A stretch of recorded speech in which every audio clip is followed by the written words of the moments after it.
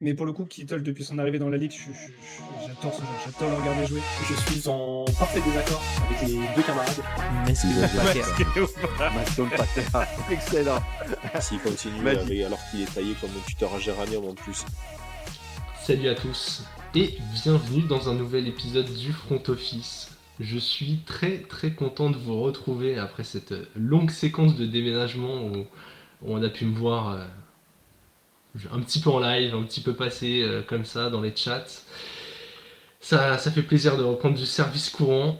Et pour ce faire, épisode très très spécial, qui sera le début d'une petite série. Voilà, avec mon retour, j'ai eu une petite idée. On s'est dit, on va inviter des spécialistes de la draft et on va les faire débrief, mais avec des questions qui changent de celles de d'habitude.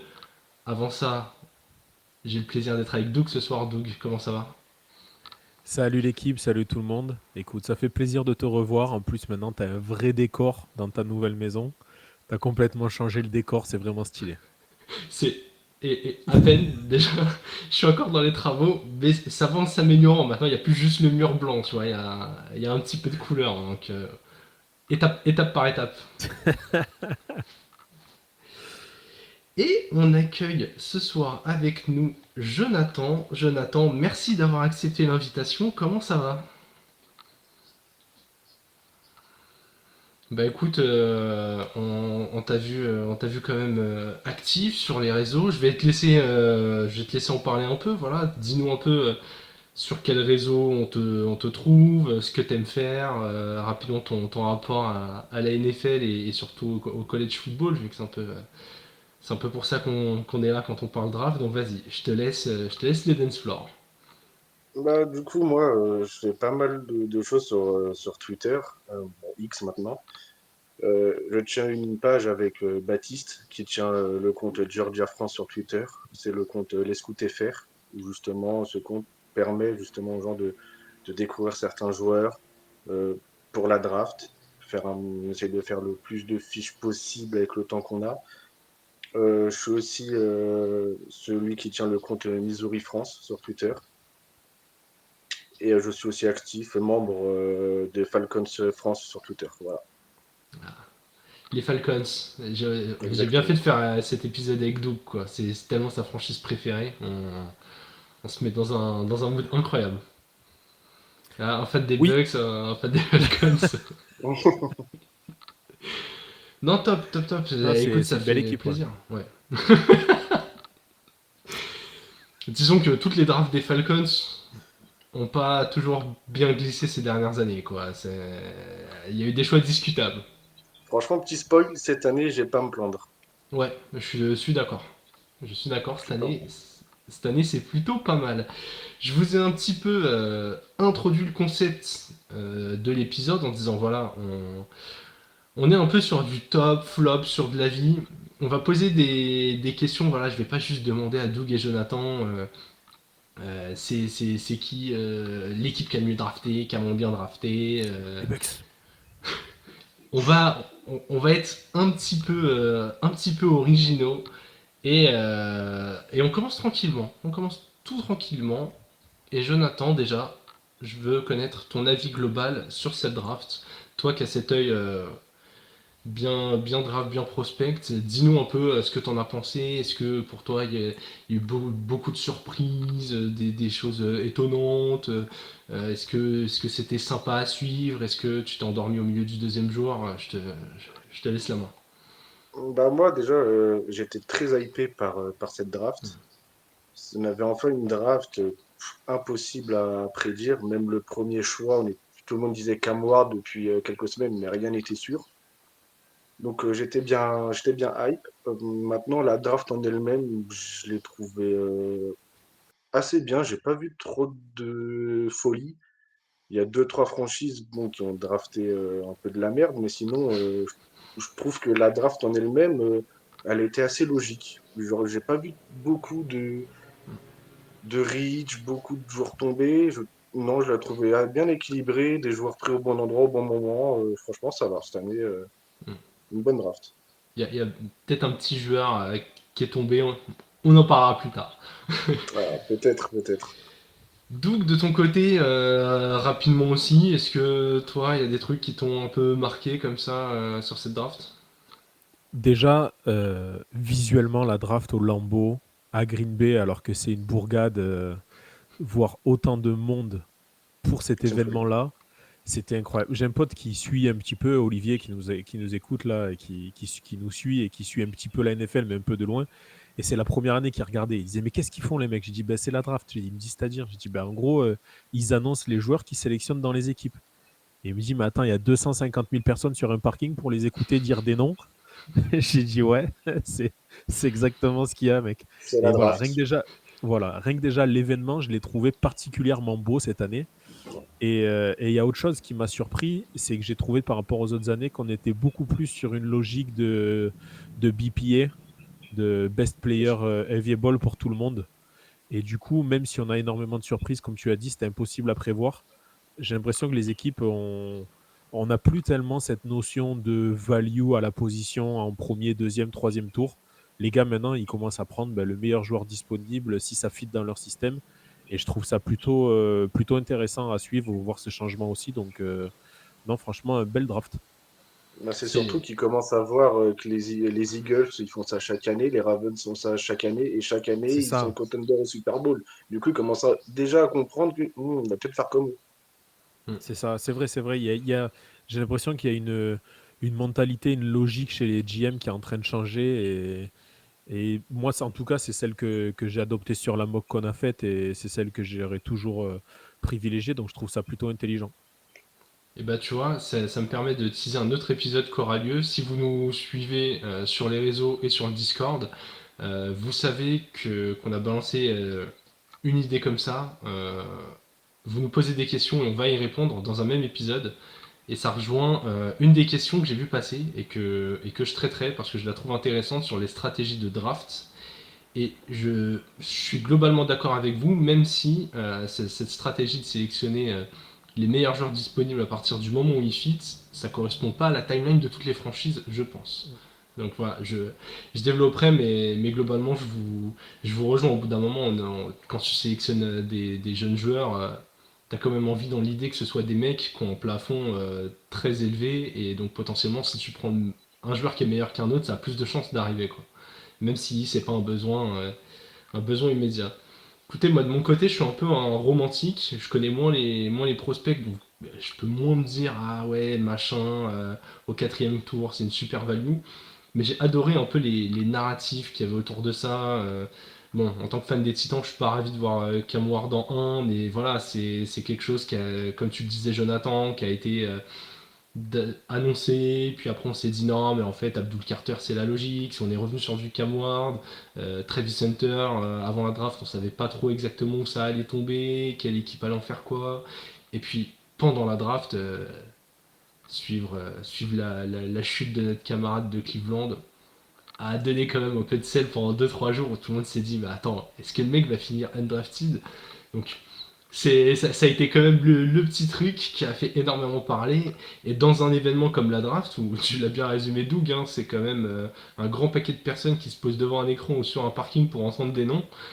C'est quand même sympa d'avoir un petit twist comme ça, quoi. La seule émission qui fait autant d'audience avec juste des noms, c'est Miss France. Donc, Ouais, vite fait. Qui fait pas autant d'audience.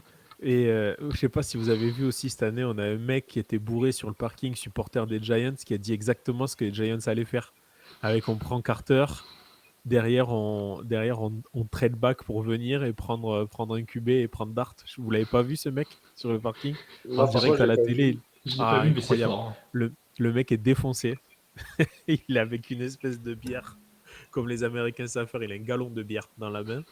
Et genre, il dit exactement tout ce qui se passe derrière pour sa franchise. Et c'est génial. Je te dis, le gars, le GM des Giants est aussi compétent qu'un mec bourré sur un parking. Et ça c'est beau.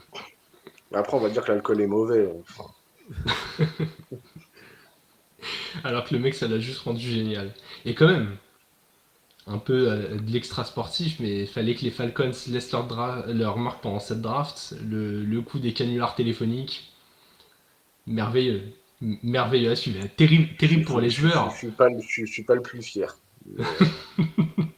Mais, Moi, enfant de Michael Youn, j'adore ça. Voilà, Après, on dit avec le Morning Live. On sait que c'était bon, le fils de notre défensif coordinateur qui l'a fait sur Shader. Mais les autres joueurs, j'ai pas vu si c'était pas les mêmes ou si c'était d'autres personnes. Je sais pas honnêtement. Le mec, il a trouvé le téléphone de taf déverrouillé, il a exporté les contacts, il a appelé toute la liste comme le gosse de 6 ans qui couvre l'annuaire Ouais. et qui fait des blagues téléphoniques, quoi, là, clairement. Au moins, il a été drôle jusqu'au bout. Il s'est fait passer pour le GM des Saints. Il a été drôle jusqu'au bout, au moins. Ouais, la NFC Sud, c'est un cirque. Il y en a un. Oui, Le oui, il y en GM a. Saints. Ah, d'accord. On aura peut-être l'occasion d'en parler aussi. Allez, on va passer tranquillement à la deuxième question, et là, on rentre un peu vraiment dans le vif des joueurs. Jonathan, quel est pour toi le plus gros reach de cette draft? Là, on sort le sel, là. On y va, on agresse, on accuse des équipes Là, de ça va mal être drafter. là, ça va être le gros sel. Hein. Mais bon, ça va faire plaisir à Doug. Mais pour moi, le plus gros reach, c'est Taylor Shug au deuxième tour pour les Saints. De un, Ok. c'est un reach. Et de deux, je comprends pas le choix de ce joueur à cette position, en fait. T'es les Saints. T'as un jeune quarterback avec Spencer Rattler. Qui, ok, sa saison rookie, elle n'était pas exceptionnelle, mais pas non plus dégueulasse. Ouais. Je pense que tu pouvais largement refaire une année avec lui, surtout qu'en plus, à mon avis, l'année dernière, il n'était pas prêt à starter la majorité de la saison. Tu prends Taylor Shug, qui est pour moi un joueur qui ne doit même pas être drafté à la base. Ok. Tu le prends au second tour, mais la question, c'est pour en faire quoi? Est-ce que tu l'as pris en te disant on a notre QB2 derrière Rattler, et là, prendre un deuxième tour pour un quarterback numéro 2, c'est pas l'idée du siècle? Hmm. Ou est-ce que tu espères que Taylor Shug à l'avenir soit ton QB1? Et là, c'est encore pire. Ouais, et dans ce cas-là, faut que tu ailles boire un coup avec le supporter des Giants qui a prévu la draft. Pas qu'un seul, hein. Ouais. Pas qu'un seul. Ouais, ok. Ok. Intéressant comme choix. C'est un joueur dont j'allais reparler un petit peu plus tard, donc je suis très content que tu dises son nom maintenant. Doug, est-ce que comme ça, toi, à la volée, t'as un petit nom qui te marque un petit peu? J'en ai un à la volée, du coup, parce qu'on a Jojo qui nous a sorti un tableau Excel avec les plus gros reach et les plus gros styles par rapport au consensus sur lequel ils étaient et au pic réel dans lequel il nous a sorti ça sur le Discord, que je vous enjoins tous à rejoindre. Et en deux, on a le QB de Florida, Graham Mertz, qui a été choisi chez les Texans. Graham Mertz, c'est peut-être le pire QB que j'ai vu évoluer sur un terrain, quoi. Le mec, tu te demandes pourquoi il a été drafté. Pourtant, je suis fan des Gators. Là, quand j'ai vu qu'il y avait le nouveau Ladway, le nouveau QB qui venait juste freshman, il l'a défoncé. Enfin, Graham Mertz, franchement, j'ai dit, il n'a pas le niveau de faire les 53 au Château de Châteauroux. Ben, c'est un peu ça, quoi. Vraiment, c'est donc voilà. Pour moi, c'est le plus gros reach, il est là, même si il y a peu de chances qu'il fasse les 53 à Houston, mais il a quand même été pris et c'était une surprise pour moi. Ouais, Bon, pour moi aussi. Hein. j'allais te demander s'il pouvait être titulaire au Paris Mousquetaires et jouer à Bondoufle, mais Même pas. Je te jure, il est moins bon que l'anglais là qu'il y avait, là, l'américain qu'il y avait, comment il s'appelait cette année l'année Zach dernière. Edwards. Ouais, il est moins bon que Zach Edwards, clairement. Mais en fait, ça me fait plaisir que tu me dises ça, Doug, parce qu'il y a Guillaume qui tient la page Gators France, qui est sur une certaine discussion a osé me dire que Graham Mertz était meilleur que Brady Cook. Non, Graham On a osé Mertz, dire ça. Graham Mertz, franchement, quand je vais au stade, si jamais il se blesse, que je prends sa place, je fais mieux. Après, une chance sur deux, il est blessé, donc tu auras tes chances. Ouais, non, mais là, bon, après, voilà, on va pas rentrer sur le débat des Gators, mais il s'est fait éclater en plus par Lagoé, là, le freshman 5 étoiles qu'ils avaient pris, et non, le Mertz, c'est nul à chier. Voilà. il a été pick tard. Oui, Sixième, je crois. il est pick Sixième. au 6e, ouais. Ok, parce que, alors je sais pas si ça commence dès le 6e, mais on en apprend tous les jours. Et je disais qu'il y avait pas mal de pics, mais c'est peut-être plus au 7e de joueurs qui étaient censés être non draftés, parce que des agents plaçaient des gars pour que leurs poulains puissent signer des contrats en étant undraft free agents et du coup puissent choisir leurs équipes. Alors, est-ce que ça fait partie de ces joueurs qu'un agent a glissé quelque part en disant je dirais à mon poulain que tu voulais et qui n'est pas drafté de signer là? Je sais pas à quel point ça peut se monter comme ça, mais ça me paraît surprenant d'aller prendre un joueur qui visiblement fait assez consensus sur le fait qu'il touche pas une bille, quoi. Surtout QB, Voilà. t'es exposé. Encore, tu prends un sombre cornerback, 6e tour, que tout le monde a vu jouer 2 fois, ça en parle pas. Là, tu vas prendre un QB quand même, qui est sur une fac qui est quand même très exposée. Tout le monde sait qu'il est nul. Voilà. Après, tu sais, en général, dans les drafts, tu as toujours un ou deux choix faits par le proprio, du joueur qui kiffe le joueur. Et il suffit que Graham Mertz, il ait fait des interviews avec Houston, avec le proprio, qu'il a adoré et qu'il a kiffé le joueur, et il a forcé ses gars à dire, vas-y, vous le prenez. Ouais. Regarde, on va parler du pic, c'est comme le pic des Browns sur Shedeur Sanders. Regarde la gueule de la room des Browns quand ils le sélectionnent, c'est Ils sont comme ça, les terrifiant, mecs. c'est effrayant. Et ça, c'est le pic du proprio. Ça ressemble à une punition, mais... Mais pour le coup, peut-être que, je sais pas, on va en parler après de Sheldon Sanders, parce qu'il y a Ouais. quand même un sujet. Ok. Ouais, on va en parler après, on aura le temps de détailler un peu dessus. Moi, je lâche un nom comme ça quand même pour titiller mes camarades des Packers qui se posaient des questions sur les receveurs, mais je vais aller sur un nom un peu plus hipster, hein, pour ceux qui me connaissent, vous savez que j'aime sortir des éléments comme ça. J'ai Anthony Belton, pris au 2e tour, et je fais confiance à notre cher Alexandre, qui l'avait entre les places 95 et 100 dans son big board, donc globalement à un 4e tour, et il a été pris au milieu du 2e. Et du coup, je me suis quand même intéressé un peu aux joueurs. Je suis allé voir aussi ce qu'en disaient nos camarades de The Trick Play, que je salue, qui avaient l'air de dire beau profil physique, mais en fait des lacunes techniques dans tous les coins. Donc monstre physique, très bien, hein, on se dit peut-être très haut potentiel. Mais en fait, est-ce que là, comme ça, le 2e tour des Packers, t'avais envie de le mettre là-dedans? Après avoir pris Matthew Golden, qui est peut-être un très bon joueur, mais dans une wide receiver room où il y avait déjà 18 joueurs, j'avoue que je me suis questionné sur ce début de draft des Packers, quoi. Donc j'avais envie de leur mettre un petit taquet, mais de laisser une chance à Golden, qui est le premier receveur drafté au premier tour depuis la naissance d'Aaron Rodgers. Donc voilà. Bon, après, si je peux ajouter un truc, c'est une draft des Packers. Ouais. Ça fait combien d'années que les Packers n'ont pas fait une bonne draft? Après, ils n'ont pas besoin de drafter en général. T'appelles Aaron Rodgers, tu lui demandes d'ouvrir son carnet d'adresse, puis il vient avec ses gars. Mais maintenant qu'il est plus là, c'est compliqué.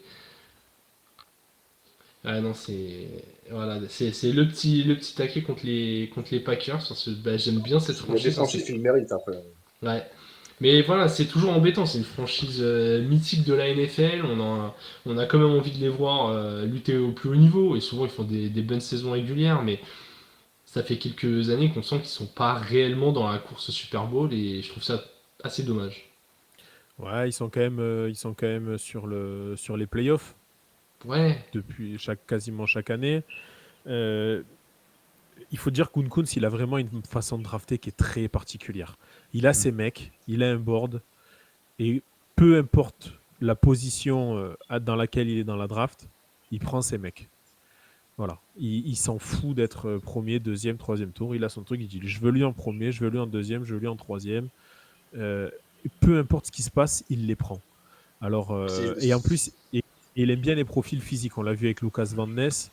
Là, pareil, il fait pareil avec Belton, effectivement, qui est un prospect avec un physique assez impressionnant. D'ailleurs, il y avait encore du monde dispo à cette place-là en tant que tackle, donc c'est étonnant qu'il aille le chercher lui, parce qu'il a dû voir quelque chose que nous, on n'a pas vu. Mais après, on peut pas non plus regarder. C'est lui qui fait love à l'arrivée. C'est Tu lui veux qui fait savoir le choix pourquoi? love. En fait, ce mec-là, c'est un gros, excusez-moi du terme, c'est un bandeur de physique et c'est un bandeur de joueurs de sec.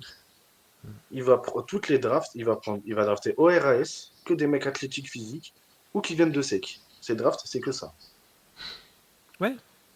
Après, on peut pas lui dire ça marche pas non plus. Je te trouve dur quand tu dis Écoute, des équipes qui sont finale de conf, il n'y en a que deux.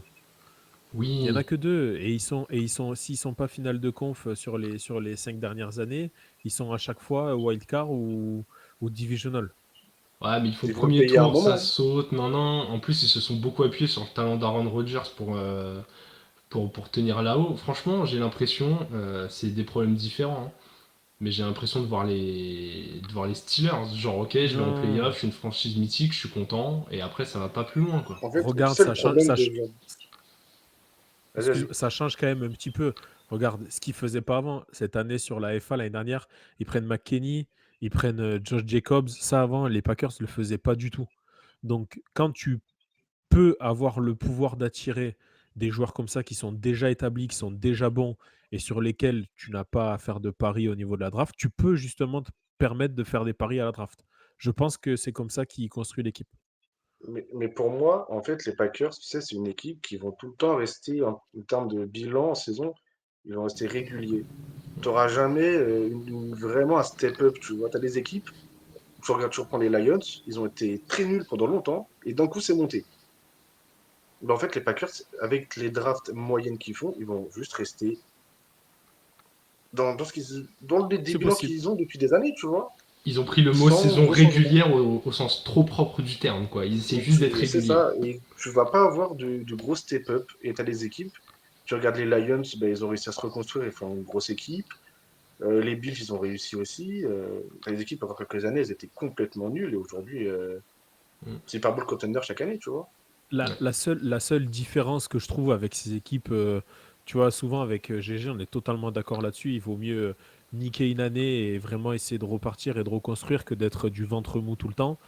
Pour moi, les Packers, c'est quand même pas du ventre mou. Mm. Tu es Ouais. un step au-dessus. Et quand tu arrives à avoir des joueurs comme un Josh Jacobs, Golden, on ne sait pas ce que ça va donner. Tu as quand même tu vois, des top players comme ça, un McKenny aussi. Sur un match, 2 matchs de playoff, ça peut parfois suffire à faire un exploit, tu vois. Ils sont pas si loin que ça, quoi. Ils sont pas ventre mou pour moi. Après, il y a un truc chez les Packers, sur leur draft, ils vont souvent prendre des joueurs, tu vas dire, ah, c'est rich, mais tu vas avoir un ou deux joueurs de chaque draft qui vont exploser. Ouais. Tu vois, genre leur receveur Christian Watson, ils le prennent, mais t'es déjà bon à l'université. Si le mec, il est pas emmerdé par les blessures, c'est un top receveur. Ouais. Jordan Love, bon, il prend beaucoup d'argent, tu vois, mais il tient la baraque. Ouais. Mm. Et ça, c'est des profils, tu t'es dit, soit ils vont se casser la gueule, ou ça va être compliqué, mais au final, ça va, ça tient. Mais à un C'est moment vrai, c'est donné, ça vrai. va plus tenir. Et ben, c'est une transition parfaite sur notre sujet d'après, les joueurs qui vont tenir. La question était le joueur qui, selon toi, va faire une longue carrière de titulaire en NFL. Jonathan, donne-nous un nom, fais-nous Oh. rêver, explique-nous pourquoi le joueur que tu nous donnes, on va le voir pour 10 ou 15 ans, là, nous régaler. Jayat Campbell, le linebacker, compris les Eagles. C'est un joueur. Déjà, il est aux Eagles, donc bon, les coachs là-bas, c'est quand même du grand talent. Ils savent développer absolument tout le monde. Tu prends un joueur qui est hyper jeune, qui sait faire énormément de choses. C'est l'un des top linebackers sur la couverture en zone. Il peut aller te mettre la pression sur le quarterback. Il a un changement de direction, il est assez fluide. Et c'est un joueur qui est hyper jeune, c'est-à-dire son plafond, il n'est pas encore atteint. Pour moi, il peut limite devenir là déjà le défenseur rookie de l'année, sans problème. C'est un sacré Ok. joueur, S'il joue. s'il joue. Parce qu'il y a vraiment du Mais monde sur son poste il y a du monde. aux Eagles. C'est ça le problème pour. Mais c'est le talent des Eagles de savoir anticiper. Et puis, même s'il te fait un an avec 30% de snap, puis une deuxième année à 55% de snap, tu sais que si le mec il est bon, quand tu vas avoir un mec qui commence à être trop vieux ou à coûter trop cher, ils ont aucun scrupule à le lâcher et t'auras déjà le gars prêt à prendre la relève, quoi. Bien sûr. C'est comme Nakobe Dean, quand il le Mm. sélectionne, je crois, au troisième tour. Le mec, il a plus de genoux. Enfin, il était excellent à l'université, mais il arrive avec tellement de blessures. Faut voir le joueur qu'il est aujourd'hui, c'est un monstre. Ouais, ouais, je suis totalement d'accord. Genre de premier tour, Doug, est-ce que toi tu as un nom comme ça qui te vient? Ouais, moi je vais parler de Tyler Booker, le guard qu'a pris Dallas. Ouais. Parce que pour moi, vraiment, il était vraiment un step au-dessus de tous les autres joueurs à l'intérieur de la ligne, en tout cas. Je pensais pas qu'il serait pris si haut, il est pris 12. Mais quand tu sais le besoin qu'il y avait sur la ligne, parce qu'il fallait remplacer, Zach Martin, et voilà, il va être là. Il y a une équipe qui sait développer ces joueurs-là. Il y a une culture de la ligne offensive du côté de Dallas. Et il y a un joueur qui coche toutes les cases. Donc, je pense que. Et en plus, c'est un poste, sauf blessure. Après, ça, c'est vraiment un impondérable. Sauf blessure, c'est un joueur qui est parti pour être là pendant 15 ans. Ouais, Ouais, je ah, fais mon mea j'abuse, 15 culpa. ans. Non, mais voilà, on a compris la carrière longue, installée en NFL. Et... Je fais mon mea culpa d'ailleurs sur un draft des Cowboys. J'ai eu un peu le débat sur Twitter et je trouvais ça décevant de ne pas avoir de receveur. Parce que voilà, tu payes un QB très cher et CeeDee Lamb il est un peu solo. Mais c'est vrai que cette draft elle répond quand même à des needs et c'est juste qu'on est dans une équipe qui avait beaucoup de needs quoi. Et en plus, il a 21 ans, Booker. Yes, yes, yes. Après, pour les receveurs aux Cowboys, cette année, la cuvée de receveurs, elle n'était pas folle. Donc, si les mecs, ils n'ont pas trouvé leur joueur, leur pépite, celui qu'ils veulent vraiment, ils vont se dire, bah écoute, on en prendra l'année prochaine, tu vois. C'est pas grave. Ouais. Ouais, il y a peut-être un pari qui va être fait sur un vétéran, sur un mec à relancer en cours de saison. Je trouve que l'année dernière, par exemple, ils ont. En fait, là où j'ai été frustré, c'est que Tolbert n'a pas explosé comme ce que je m'attendais. Le trade pour Jonathan Mingo, il est terrible. Et du coup, le combo de pas de réussite sur Tolbert, le trade horrible et pas de draft derrière, j'ai ressenti une petite frustration, quoi. L'impression que CeeDee Lamb allait encore courir tout seul dans tous les coins. Mais bon, ils vont peut-être réussir à rebondir. Moi, je vais pas faire original du tout. Je vais simplement parler de Mason Graham, pris en 1.05, défensif tackle pris par les Browns. Franchement, ce mec-là, ce sera probablement jamais un Aaron Donald. Mais alors, le combo fondamentaux plus plancher qui t'assure, son intelligence de jeu, j'ai l'impression que ce mec, peu importe les coachs qu'il va avoir, peu importe les systèmes où il va jouer, je pense que demain tu lui dis bah non en fait tu déménages, tu joues pas chez nous, tu vas jouer là-bas, tu vas jouer machin. Je pense que le gars sera prêt tout le temps. Ce sera probablement jamais the superstar, mais je pense que on va être très très content de le voir en NFL. Et il va faire partie de ces joueurs, on va se dire après 5, 6, 7 ans, ouais putain c'est vrai qu'il est pas mal. Il est pas top 3 à sa position, mais en fait tous les ans il est top 7, qu'il soit bon, pas bon. Je le vois vraiment comme ça. Au côté de Miles Garrett, ça va être chiant, hein. Pour les équipes Ah, et en puis, face, ça va être relou, hein. ouais, il y a de quoi apprendre. Hein. C'est vraiment beau pic de la part des Browns.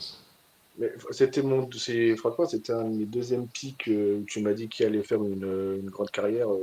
Mais 5 grammes venait en deux, hein. Ouais. Ouais, c'est un choix un peu facile parce que c'est ce que t'attends aussi d'un mec que tu prends en 1.5. C'est ça. Mais en même temps, il y a eu tellement de ratés, il y a tellement de mecs qui peuvent ne pas assumer, qui peuvent se. Ouais, se griller trop tôt. Lui, j'ai l'impression qu'il est pas dans ce profil-là. J'ai l'impression que tu sais ce que t'as, tu sais ce que tu vas avoir, tu sais que le plafond, ce sera probablement jamais les étoiles et encore, tu peux avoir une bonne surprise, mais que t'as un plancher qui est déjà tellement solide que franchement, tu dors sur tes deux oreilles, quoi. Messieurs, on progresse déjà sur la deuxième partie des questions et là, pareil, on ressort le sel.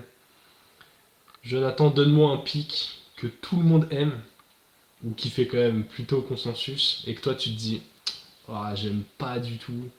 Ou quand tu sais que quand t'en parles, vas-y, ça va faire réagir, c'est relou, tu vas rentrer dans des débats où t'as pas forcément raison, mais tu le sens pas, t'aimes pas. Euh, je vais dire Omarion Hampton aux Chargers. Ok, ah, je m'attendais pas à ça. Alors, c'est pas un joueur que j'aime pas. Justement, c'est un joueur qui est vraiment fort, qui est vraiment bon. Mais en fait, je voyais pas l'utilité de sauter sur lui au premier tour. Ok. Tu as d'autres positions à améliorer aux Chargers que te dire, vas-y, je vais sauter sur un running back, surtout avec la QV qu'on a eu cette année avec les running backs.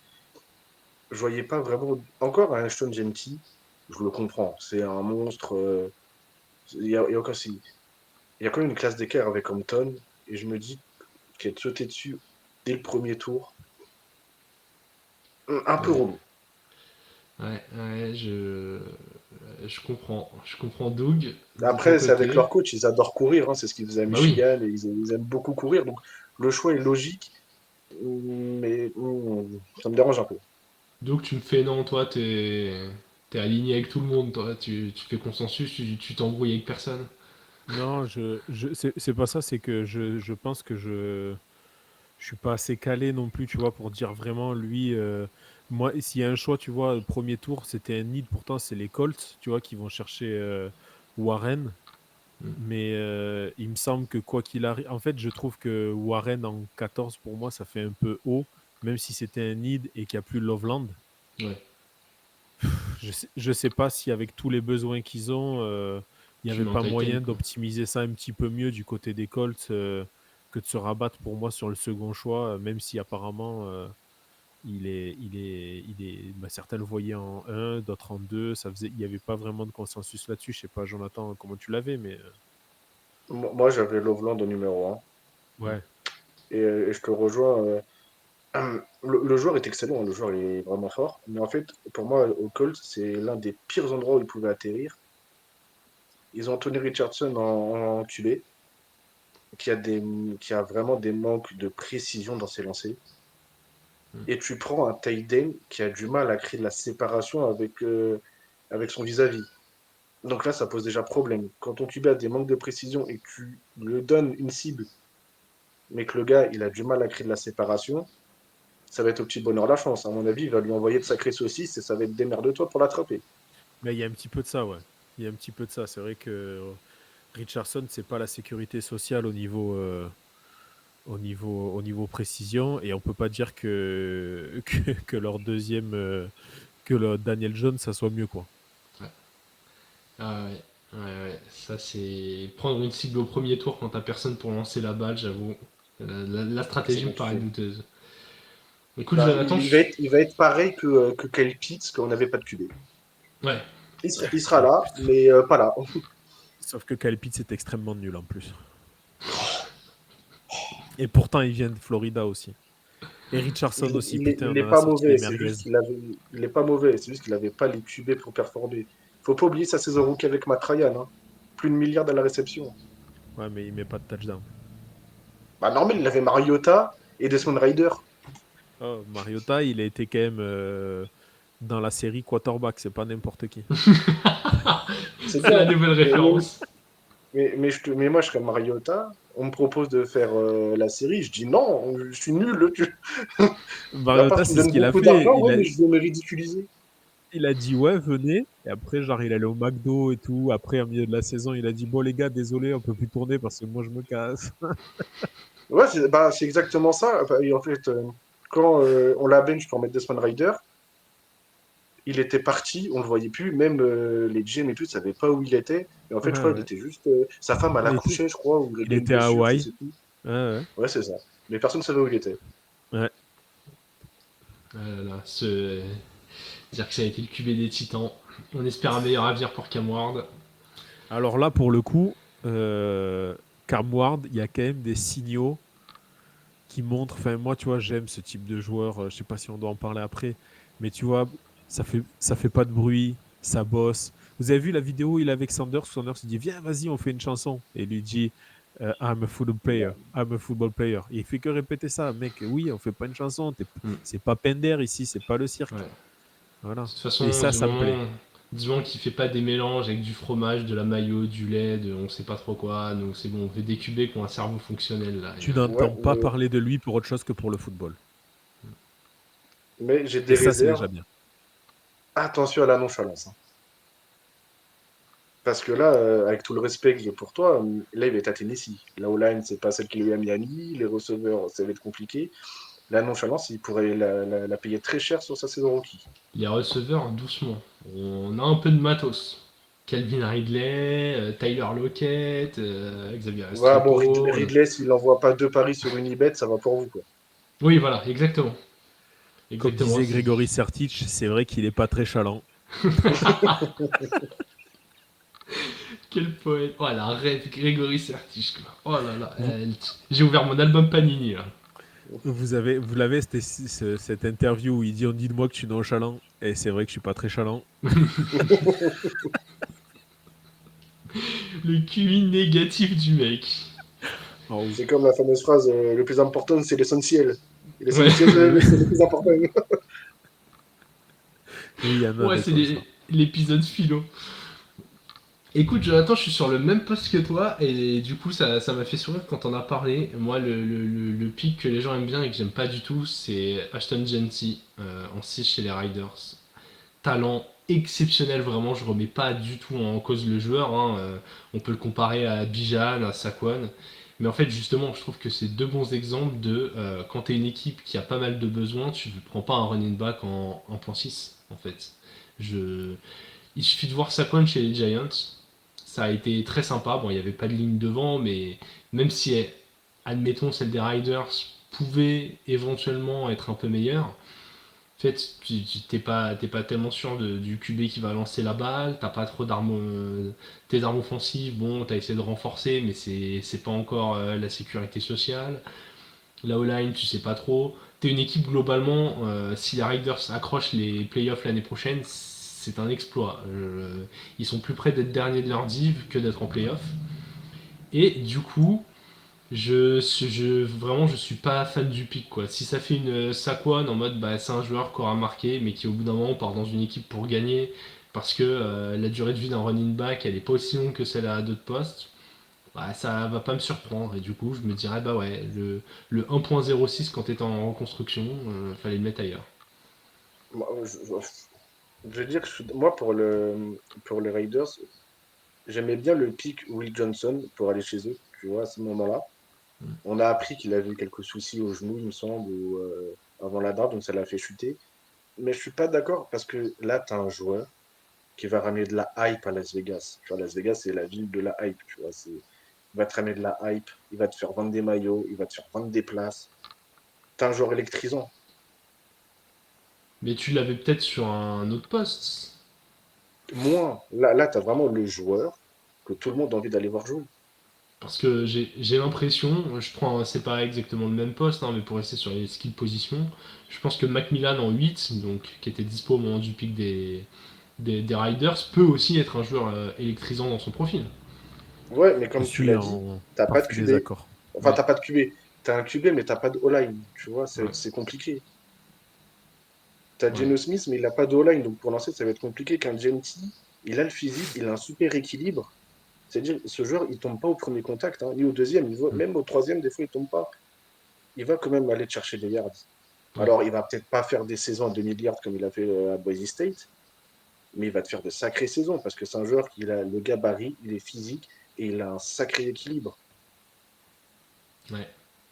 Non, mais ça Et en plus de se. ça, ce que les gens ne notent pas, c'est il n'est pas mauvais à la réception non plus. On l'a pas vu beaucoup, mais il a vraiment pas des mains dégueulasses. Donc tu peux l'utiliser aussi en tant que receveur de temps en temps. De toute façon, ça se défend, hein. C'est pour ça que c'est mon pic dans cette catégorie-là. C'est que globalement, je pense que la majorité des gens estiment que c'est un bon choix. Mais j'ai toujours du mal à avoir un running back pris top 10, quoi. Vraiment, c'est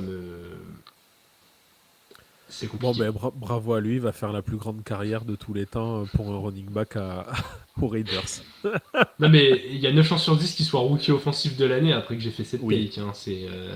Là, très clairement, je lui ai porté chance. Lui ne le sait pas encore, mais tous ceux qui nous écoutent le savent. Il va être comme ça à la fin de la saison. I want to thank you to GG of the front office for his take during the Horrible off-season. take. Est-ce que je peux me permettre d'ajouter un joueur d'un Bien pick sûr. que beaucoup de gens aiment mais que moi je déteste? C'est le moment de sortir le gros sel, mais Travis Hunter. Oh, alors je t'arrête là. Je t'arrête là, on va en reparler. On va en reparler, Pas de mais souci. je suis content que tu parles de son nom. On en reparlera sur notre dernière question. En attendant, on passe à l'avant-dernière question. Question 5. Shader Sanders, tu l'aurais pris quand, toi, Jonathan? avec l'un des deux choix que les Browns avaient au début second tour. Putain, bravo, parfait. Allez, question suivante. Les Browns quand même, mais début du second tour. Oui, largement. En fait, Shader, les gens l'ont survendu. Merci papa aussi, hein. Ils l'ont survendu en disant que c'était le meilleur, qu'il était trop fort, maillot retiré à Colorado, mais ça reste tu le regardes jouer, c'est un QB mid. Si on prend la classe de draft de l'année dernière au niveau des quarterbacks, je ne l'ai pas premier, je ne l'ai pas deuxième, je ne l'ai pas troisième, je ne l'ai pas quatrième, je l'ai derrière quasiment tous les QB sortis au premier tour. Donc, Ouais. mais je pense quand même, franchement, tu as ton deuxième pick au deuxième tour, tu prends Shader, personne gueule, ni même les fans Ouais. des Browns. Ouais, mais du coup, Le premier puisqu'ils tour, l'ont eu au 5ème, j'ai envie de te dire, en fait, ils ont eu bah, raison. si t'avais pas pris Dylan Gabriel, oui, mais bon là, même si j'aime pas Dylan Gabriel, mais de toute façon, Ouais, il ne l'aurait pas pris, c'est juste un pic du proprio. Si le proprio dit pas à ses mecs de le pick à ce moment-là, je pense que Schender, il est même pas drafté cette année, hein. qu'est-ce que t'aurais fait, toi, Doug, avec ta casquette de Exactement ce qu'il a GM? dit. Exactement ce que vient de nous dire Jonathan. D'ailleurs, c'est ce que j'ai dit sur le Discord directement quand je vois qu'ils trade back, qu'ils prennent finalement quelqu'un d'autre et que je vois qu'il est toujours dispo à la fin du premier tour. Je dis sur le Discord, putain, si Cleveland va le chercher là avec le pick 2, c'est des génies. Et j'ai l'impression que j'arrive pas trop à le comprendre pourquoi, parce qu'effectivement, oui, c'est pas un quarterback exceptionnel, mais quoi qu'il arrive, ça sera mieux que ce qu'ils ont déjà à Cleveland depuis pas mal de temps, depuis Baker Mayfield en vérité. C'est un joueur, c'est un pocket passeur, voilà, il va faire le taf, il va distribuer dans un schéma cohérent, avec une équipe qui est pas trop mauvaise autour de lui. Il y a quand même moyen que, voilà, il s'en tire bon an mal an, qu'il fasse sa saison. Maintenant, j'ai pas compris, moi personnellement, cet acharnement sur lui. Ça a été la risée de tout le monde. Alors oui, c'est sûr, ils en ont fait trop. Il s'est tombé sur son père. Il y a eu Trump qui s'est mis au milieu. Pff, je n'arrive pas à expliquer pourquoi tout le monde l'a boudé comme ça, à part ne pas vouloir avoir le père dans les pattes. Moi, je peux te répondre. Alors déjà, il y a tout l'aspect médiatique et le papa qu'il y a derrière, où forcément les GM et les proprios, ils n'ont pas envie de se prendre la tête avec ça. Quand tu as un quarterback, tu as envie d'avoir un leader, un mec qui est là pour ton équipe. Moi, j'ai vu une vidéo, là, c'était hier ou aujourd'hui. C'était à l'époque où il était à Jackson State, lors de ses premières années universitaires. Il se faisait filmer, je pense, pour une vidéo YouTube qu'il fait où ses coéquipiers, ils le regardaient vraiment mal. Ils le prenaient vraiment mal. Déjà, tu as ça. De deux, il a fait des interviews catastrophiques avec les franchises. Ouais, ça y Ça, paraît. y a un insider qui avait dit que, il y avait un GM qui lui avait dit que c'était le pire joueur qu'il avait eu en interview. On dirait ses C'est un profs qui tout, hein. disent t'es le pire élève de ma carrière. C'est vrai que on c'est un voit, tout. il respire, on dirait qu'il n'a pas inventé le fil à couper le beurre, ça on est d'accord quand même. Et puis, il ne faut pas oublier que pendant la saison à Colorado, il l'a jeté sous le camion sa O-line. Il a dit que sa O-line c'était de la merde. Dans ton quarterback titulaire d'une équipe, tu sors pas un truc comme ça. C'est le meilleur moyen de te détruire ton vestiaire et de détruire ta saison. Alors, tu as l'aspect médiatique. C'est pas un bon capitaine, c'est pas un bon leader d'équipe. Il fait pas de bonnes interviews. Ah bah là, t'as le combo parfait pour chuter, hein. Et je l'ai dit, si les Browns, le proprio dit pas prenez-le, pour moi, il n'est pas drafté. Écoute, vous avez parlé d'un QB pris tout à l'heure par les Saints, bien trop haut. Moi, je pense que les Saints auraient dû y aller avec un de leurs. Je crois qu'ils avaient 2 choix au 3ème tour. Je pense que ça valait le coup là en fin de. T'arrives en fin de jour 2, tu te dis putain, ok, le mec est peut-être relou, plein de défauts, son daron, con comme pas possible, ok. Mais si le gars il a l'étincelle et qu'en fait sous les spotlights il kiffe ça, il a son boulard mais en même temps il fait gagner des matchs. Tu vois, pour moi Après, avec le deuxième pick du 3ème tour, c'était pas le risque inconsidéré. Genre, si ça avait pas marché, on n'allait pas leur reprocher pendant 10 ans. C'est pas que le niveau, hein. Quand je dis, c'est beaucoup l'aspect mental. Hein. Hmm. Quand ton mec balance sa line en disant qu'ils sont nuls à chier, Ouais, que mais le mec n'est pas un après, bon leader, t'as ça aussi à prendre en compte. si on contextualise un petit peu la chose, il se permet de le dire parce que c'est papa l'entraîneur. Certainement. Est-ce qu'il se permet de le dire si c'est pas papa l'entraîneur et qu'il peut être mis sur le banc à tout moment? Je suis pas sûr. Je pense que vraiment, pour le coup, son père, avoir son père comme entraîneur à la fac, ça l'a vraiment desservi, qu'il est très mal entouré. Et moi, moi, il m'a fait de la peine. Vraiment, je vous jure. Moi, de le voir là avec leurs trucs, Legendary, sa chaîne, son machin, voir qu'il n'est pas pris, qu'il n'est pas pris, qu'il n'est pas pris, qu'il n'est pas pris. Je vous jure, au début, j'ai rigolé et après, j'ai eu de la peine. Mais, Et c'est le pire qu'on peut avoir. mais tu vois, son truc Legendary, ça te montre une nouvelle fois la mentalité du type. Mais c'est pas lui, c'est pas lui. Là, c'est là où je suis pas d'accord avec toi. Tu crois lui, il se Mais- dit, vas-y. Moi, mon fils, il a 5 ans, il me sort des trucs comme ça. J'ai dit, ferme-la, j'en mets une. Et même quand il aura 20 ans, c'est pareil. Et ben là, un son petit père, de il 5 doit, ans. voilà. Mais là, tu as un joueur qui a la vingtaine passée, à un moment donné, il doit lui aussi avoir la présence d'esprit de se dire, ouais, non, non, j'ai rien fait en université. Des joueurs qui ont la carrière de Sanders en université, je peux t'en citer des milliers, tu vois. Même lui, à un moment donné, il doit aussi se dire, non, là, c'est trop, ça va trop loin, ça va me desservir. Il doit avoir cette réflexion, tu vois. Il a été élevé par Deion Sanders. Qu'est-ce que tu veux qu'il ait une réflexion de se dire, là, c'est trop? C'est ça aussi le problème. Voilà. Mais le fait qu'il soit pas drafté, c'est aussi de sa faute, mais aussi la faute de son père. Tu vois, tout est lié en fait. Ouais, ça, je suis d'accord. Tout est lié. Il n'y a pas un plus que l'autre. Et c'est pour ça que les équipes ne le voulaient pas. Hein. Parce que t'as que Sanders, oui, c'est très bien.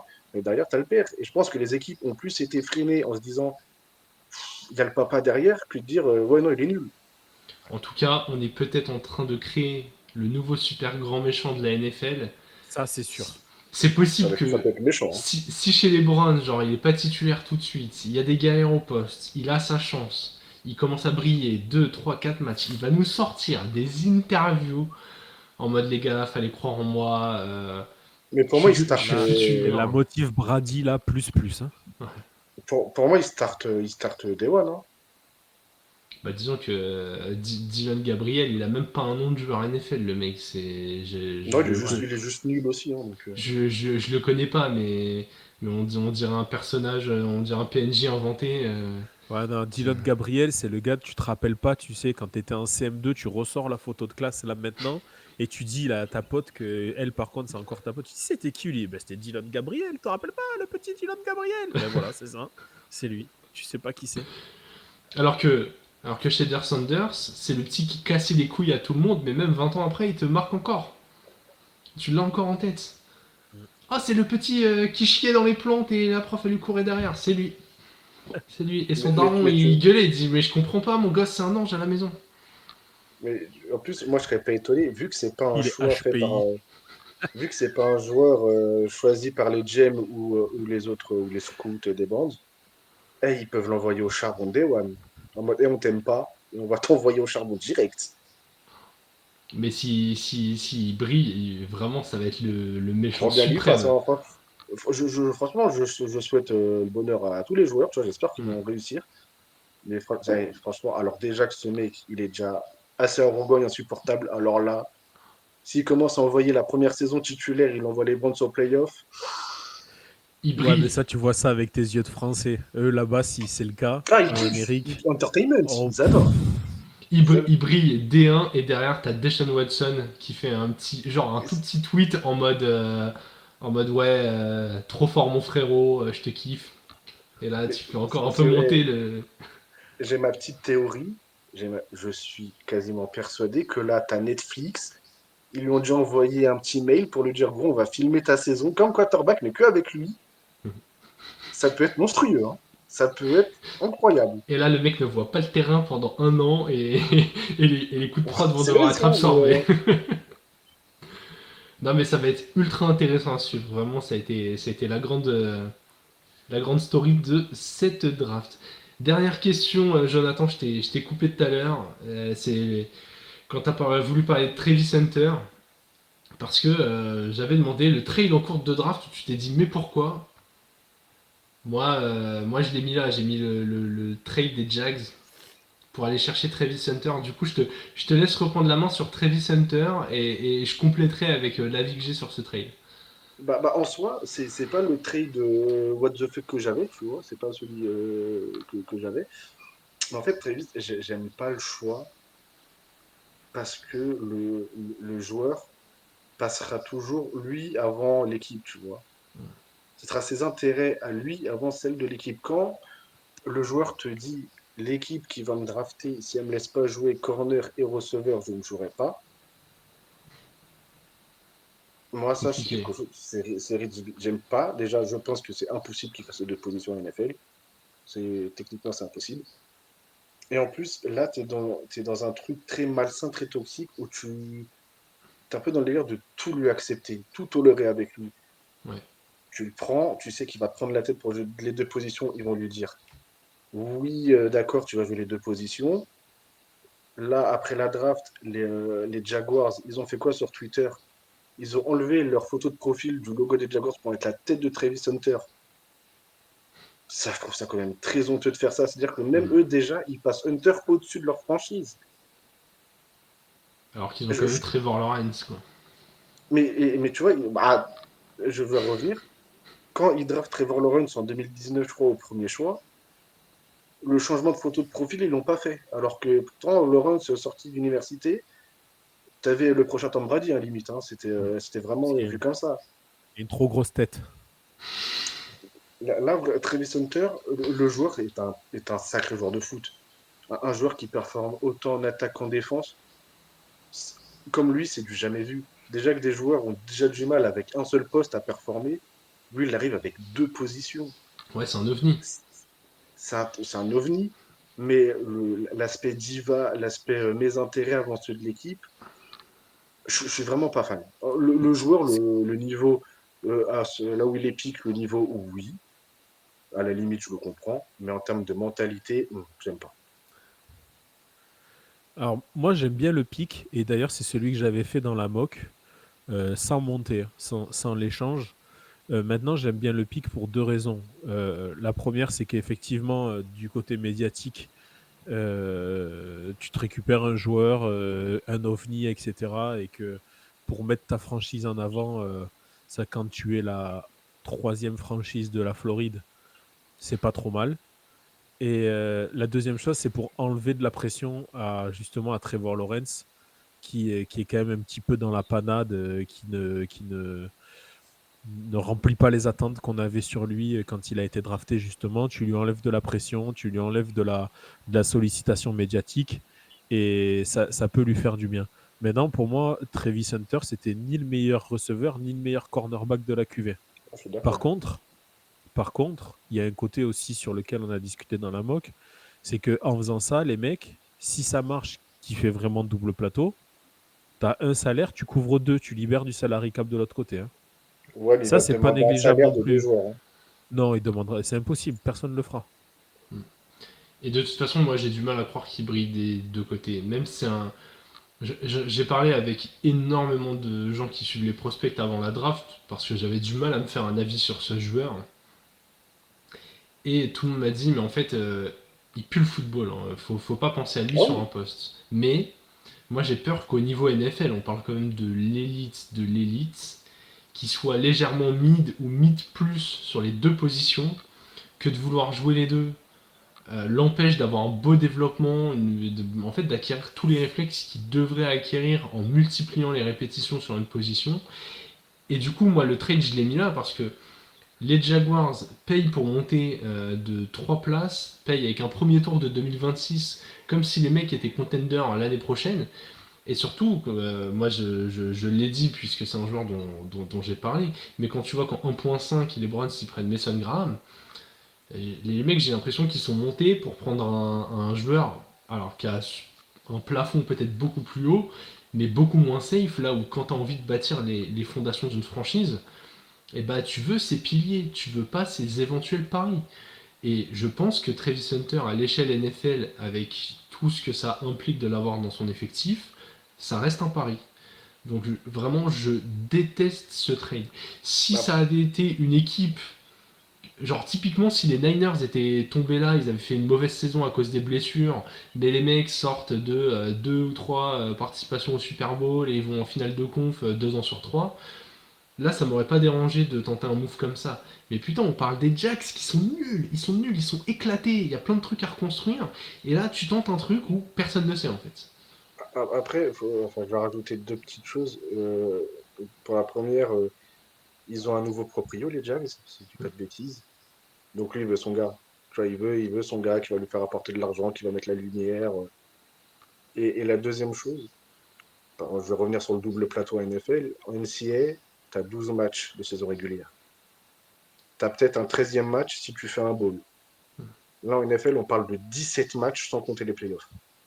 Ça te rajoute 5 matchs. Pour moi, physiquement, il va pas tenir. Ou s'il tient, je ne le souhaite pas, hein, mais s'il tient, il va se péter. C'est un mec, là, peut-être pas la première saison, mais la deuxième saison, il se fait les croisés ou un truc comme ça. C'est trop physique. C'est trop physique.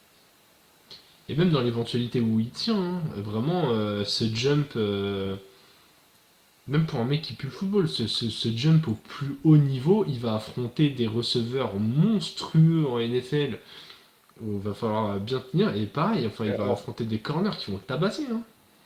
et en fait, le problème, c'est que en faisant double plateau, il sera bon receveur, bon corner, mais pas excellent. Ouais.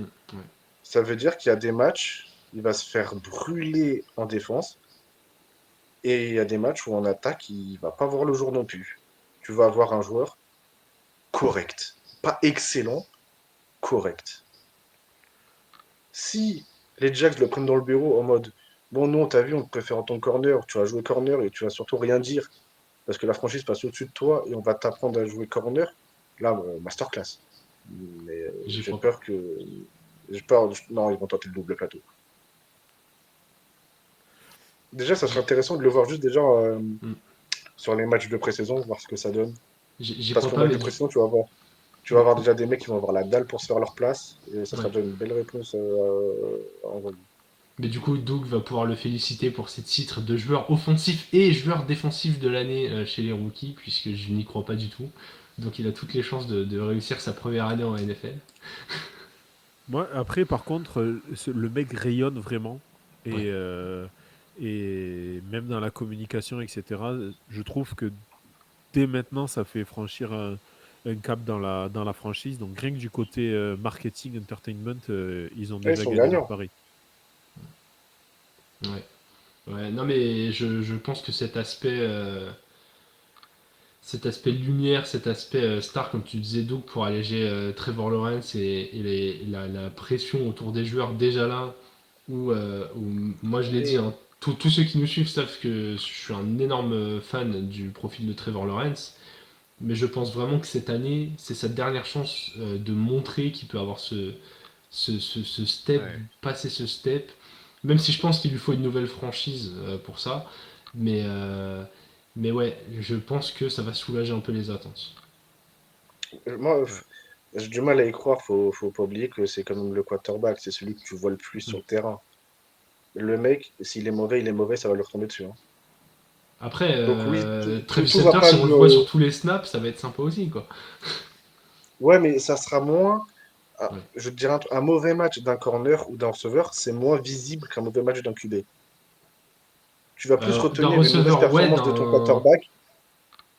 Alors, les corners, je trouve que Tu ça peux se vraiment te voit. faire cramer, ça se voit.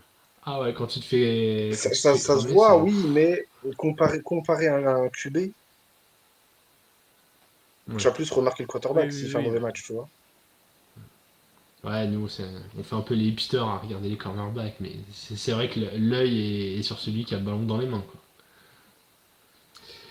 Eh bien, très bien, magnifique. Vraiment, 1 heure tout pile pour faire nos 6 questions, des débats géniaux. Merci beaucoup, Jonathan, de t'être rendu dispo. C'est toujours intéressant d'avoir un œil averti pour nous éclairer sur la draft. Merci à vous pour l'invitation, hein, c'était un vrai plaisir. Et d'où Eh Où est-ce qu'on te bah, retrouve, Jonathan? ouais, rebalance tes réseaux sociaux, comme ça on pourra conclure sur tout l'aspect promotion, Alors, il y autant la team que les nôtres. bon là, bon, ça, la NFL, ça va être un peu calme. Donc les scouts FR, là, on sera plus trop actif, honnêtement. On va attendre la saison prochaine. Après, pendant la saison, Mizou France ou Falcons France, les deux. Falcons France, vous avez parlé avec les 3-4 supporters qui y croient encore. Mais On est en fait, nombreux, on est nombreux. il y a Falcon France qui parle à Mizou France et ils se répondent comme ça. Et il faut croire que la commu est active. On n'est pas la plus grande commu, mais on a traversé tellement de galères qu'on, franchement, on est Ah, des frères. Maintenant, on est des frères. vous l'avez mangé, votre pain noir, hein. Non, bah, si je peux placer une, moi, franchement, dans des Falcons cette année, Ouais. j'ai l'impression que c'était moi aux commandes. Ils ont fait tout ce que je voulais, donc franchement, le vrai bonheur. Là, je suis déjà hype pour la saison prochaine. C'était pour rendre hommage à la retraite de Julio Jones, qui, pour l'anecdote, est vraiment le premier joueur que j'ai adoré quand je me suis mis à regarder la NFL, quoi. C'est grâce à lui que je suis devenu fan des Falcons. Je l'ai vu jouer. Je l'ai vu que je l'ai vu, il était aux Buccaneers l'année où j'y suis allé le voir contre les Saints. Et je crois qu'il met un touchdown d'ailleurs, je crois. Ah, c'était son cousin, T'as vu, Julien Doug, il Jaune. veut toujours en Et rajouter. Julio Iglesias Jones. Ouais. Ouais. Chez les Bucks, c'était son cousin. Et Doug, il veut toujours en rajouter. Nous, on dit, on l'a bien aimé, est-ce qu'on l'a vu en vidéo, lui? Non, les gars, moi, je l'ai vu en vrai. Ouais, Mais La chance. j'ai vu un match, je l'ai vu, c'est bien déjà. Mais alors, moi, je peux dire qu'il y a un ancien joueur de Mizou qui joue au Paris Mousquetaires. C'est déjà ça. Non mais Doug, il a déjà plus la carte d'identité française, il y a que la green card là et ça respire l'Amérique. Priez pour moi pour avoir gagné à la Green Card, là, la loterie bientôt. Toutes les bonnes ondes sont acceptées. Pour nous, le front office sur l'ensemble des réseaux sociaux, c'est la même chose partout. Donc soit le front office, soit / le front office quand on parle de Twitch. D'ailleurs, merci beaucoup. On en a un petit peu parlé pendant les lives, mais je profite d'être en épisode puisque ça fait longtemps que j'en ai pas fait. Pour le dire, on a enclenché la monétisation, c'est grâce à vous. Donc vraiment, merci beaucoup. On voit des follow, on voit des abonnements, on a même des dons. Et vraiment, c'est un bonheur de savoir que vous nous soutenez. Donc voilà, je tenais à le dire ici. Rejoignez le Discord, vraiment, c'est là où on s'amuse le plus. Jonathan, tu y es pas, je crois. Si, j'y suis. Depuis pas longtemps, mais j'y suis. C'est vrai? Vraiment, le Discord, si vous avez toutes les notifications d'activer comme nous au front office, vous vous levez le matin à 7h, il y a toujours deux dingues qui ont parlé pendant la nuit. Vous n'arrivez pas à dormir, il est 1h30 du mat, il y a toujours deux dingues qui parlent. Vraiment, la NFL ne peut pas vous manquer dans ce Discord, ça parle en non-stop. Et même quand c'est pas NFL, c'est bonne ambiance tout le temps. Donc voilà, ça fait plaisir, la commu grandit, le soutien grandit, et vraiment nous, ça nous fait chaud au cœur, et ça nous donne envie de vous faire encore plus de contenu. Doug, merci, ça me faisait hyper plaisir de faire la reprise avec toi. Partagé. Ouais, on a fait, c'est vrai que ces derniers mois, on a fait pas mal d'épisodes ensemble quand même. On a des agendas qui correspondent pas mal. C'est vrai, il faut qu'on aille boire un coup à y être. Mais oui, c'est vrai, On va se pendant que tu es en Ile-de-France, voilà, vous en profitez. Nous, nos fins de podcast, on organise nos On agendas. discute. Voilà. Allez, on va arrêter de vous retenir en otage. Jonathan, encore une fois, merci. Les Merci, les gars. épisodes, ça va s'enchaîner. Vraiment, activez les notifs partout entre PA et Alexandre qui font des débriefs sur toutes les divisions. Et nous, là, on va avoir pas mal d'invités autour de la draft. Ne ratez rien, donc je le répète, le front office. Merci à tous de nous avoir écoutés, merci à tous pour le soutien. Bonne journée ou bonne soirée en fonction de l'heure à laquelle vous nous écoutez, et vive le football.